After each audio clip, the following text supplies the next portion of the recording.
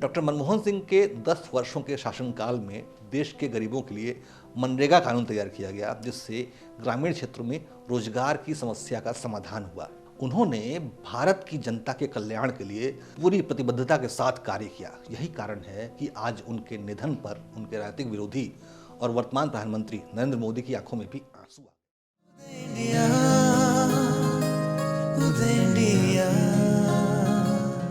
जो भी व्यक्ति सामान्य से अलग होता है, उसमें कुछ विशेष, कुछ खास गुण मौजूद हों, तो ऐसे लोगों में अहंकार का, घमंड का आ जाना बहुत ही स्वाभाविक होता है। लेकिन धन है वो शख्सियत जो असाधारण बुद्धिमत्ता का स्वामी होने के बावजूद भी अद्वितीय रूप से विनम्र था, और वो थे हमारे पूर्व प्रधानमंत्री मनमोहन सिंह जी, जिनका देहांत 26 दिसंबर को देर रात हो गया, और उनके साथ ही ऐसे दुर्लभ राजनीतिक नेतृत्व की युग की समाप्ति हो गई, जो कि असाधारण बौद्धिक क्षमता, बेदाग ईमानदारी, कार्यशैली की संपूर्ण पारदर्शिता के साथ साथ अपनी अद्वितीय विनम्रता के लिए भी जाने जाते थे। बेहद सौम्य और सज्जन होने के बावजूद डॉक्टर मनमोहन सिंह जी देश हित के मुद्दों को लेकर जबरदस्त रूप से आग्रही थे। अगर वो ये समझ जाते थे कि उनके किसी कार्य से देश का हित होना है, तो फिर वो किसी की भी परवाह नहीं करते थे। और यही वजह है कि अपनी ही पार्टी और सहयोगियों के विरोध के बावजूद उन्होंने अमेरिका के साथ सिविल न्यूक्लियर समझौते पर हस्ताक्षर किया, जिसके बाद भारत को एक जिम्मेदार वैश्विक शक्ति के रूप में पहचाना गया। आज भारत की अर्थव्यवस्था बहुत ही तेजी से प्रगति कर रही है। पूरी दुनिया में चल रही मंदी के खौफ से हमारा देश अछूता है।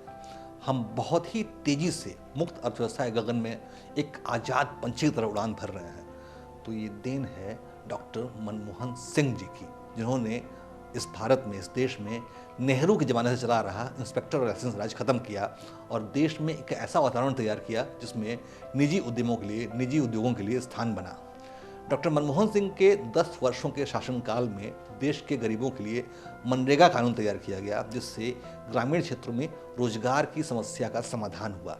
हालांकि इसके क्रियान्वयन में कई सारी कमियां थीं, लेकिन मोदी सरकार आने के बाद वो कमियां भी दूर कर ली गई, और आज मनरेगा जो है वो देश से गरीबी दूर करने का एक प्रमुख हथियार बन गया है। ये मनमोहन सिंह जी ही थे जिन्होंने देश को सूचना का अधिकार दिया, जिससे मात्र एक पोस्ट कार्ड के जरिए किसी भी सरकारी विभाग का पूरा कच्चा चिट्ठा सामने आ जाता है, और ये सरकारी विभाग में पारदर्शिता का सबसे बड़ा माध्यम बना हुआ है। लेकिन मनमोहन सिंह को नेहरू खानदान की तरह सत्ता विरासत नहीं मिली थी। वो राहुल और सोनिया से अलग थे। जब 1947 में 1947 में देश का बंटवारा हुआ, उस समय मनमोहन सिंह जी का परिवार एक शरणार्थी के रूप में भारत आया था, और हरिद्वार में निर्मल अखाड़े की विरक्त कुटिया में 2 साल तक उन्हें रुकना पड़ा था, और बाद में वे सभी रिफ्यूजी कॉलोनी में शिफ्ट हुए। लेकिन तमाम कठिनाइयों से जूझते हुए भी मनमोहन सिंह जी पढ़ाई में हमेशा अव्वल रहे। उनकी शुरुआती शिक्षा दीक्षा जो है वो पंजाब यूनिवर्सिटी से पूरी हुई। इसके बाद उन्होंने कैम्ब्रिज विश्वविद्यालय से मास्टर्स की डिग्री ली और ऑक्सफोर्ड से डीफिल किया, जिसके बाद उन्होंने शिक्षाविद और फिर नौकरशाह के रूप में काम शुरू किया, और बाद में भारत सरकार के आर्थिक सलाहकार के पद से होते हुए रिजर्व बैंक के गवर्नर के जैसी ऊंची पद तक पहुंचे। बाद में जब वो नरसिम्हा राव की सरकार में वित्त मंत्री के पद तक पहुंचे, तब उन्होंने टैक्स में कटौती, रुपए के अवमूल्यन, सरकारी कंपनियों के निजीकरण और विदेशी निवेश को बढ़ावा देने जैसे कई महत्वपूर्ण कदम उठाए, जिससे अर्थव्यवस्था में सुधार हुआ, औद्योगिकरण तेजी से बढ़ा, महंगाई काबू में आई, और 1990 के दशक में ऊंची विकास दर बनी रही, जो कि उसके पहले कल्पना की बात थी। डॉक्टर मनमोहन सिंह बुद्धिजीवी थे।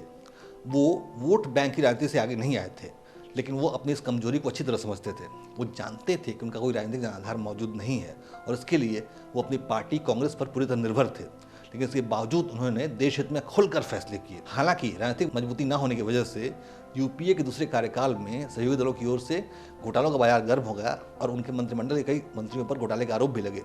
इसके बावजूद मनमोहन सिंह ऐसे शख्सियत थे जिनके उजले दामन पर आज तक एक भी छींटा नहीं लगा। उन्होंने भारत की जनता के कल्याण के लिए पूरी प्रतिबद्धता के साथ कार्य किया। यही कारण है कि आज उनके निधन पर उनके राजनीतिक विरोधी और वर्तमान प्रधानमंत्री नरेंद्र मोदी की आंखों में भी आंसू आ गए, क्योंकि वो मनमोहन सिंह जी का दिल से सम्मान करते हैं, और यही हाल पूरे भारत की जनता का भी है, जो कि अश्रुपूरित नयनों से अपने पूर्व प्रधानमंत्री को अंतिम विदाई दे रही है। ईश्वर मनमोहन सिंह जी को अपने श्री चरणों में विश्राम दे। ओम तत्सत।